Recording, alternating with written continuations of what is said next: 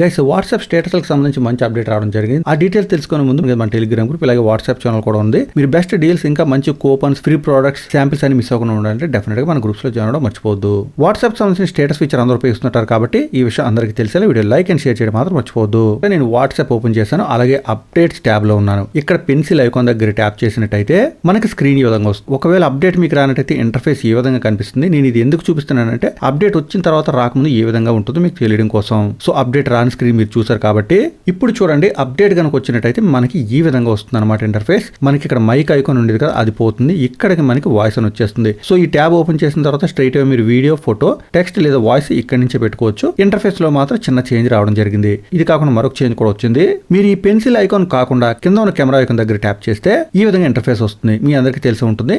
మనం ఇక్కడ నుంచి మన ఫోటోస్ లేదా వీడియోస్ డైరెక్ట్ గా వాట్సాప్ స్టేటస్ లో పెట్టుకోవచ్చు. బట్ మీకు కొత్త అప్డేట్ వచ్చినట్టయితే ఇంటర్ఫేస్ ఈ విధంగా మారిపోతుంది. మీకు కెమెరా ఇంకా గ్యాలరీకి సంబంధించిన ఇంటర్ఫేస్ అలాగే ఉంటుంది. బట్ టాప్ లో మాత్రం టెక్స్ట్ ఇంకా వాయిస్ అంటూ రెండు బటన్స్ కనిపిస్తాయి. సో మీరు కెమెరా బటన్ దగ్గర ట్యాప్ చేసినా గానీ టెక్స్ట్ ఇంకా వాయిస్ ఇక్కడ నుంచి పెట్టుకోవచ్చు. ఒక్కసారి ఇక్కడ బటన్ దగ్గర ట్యాప్ చేస్తే చాలు ఇంటర్ఫేస్ మారిపోతుంది. ఈ విధంగా వచ్చేస్తుంది. ఇక్కడ నుంచి మీరు వాయిస్ రికార్డ్ చేసి పెట్టుకోవచ్చు. లేదా టెక్స్ట్ దగ్గర ట్యాప్ చేస్తే ఈ విధంగా వస్తుంది. ఇక్కడ నుంచి కూడా మీరు వాయిస్, టెక్స్ట్, ఫోటో, వీడియో ఏదైనా పెట్టుకోవచ్చు.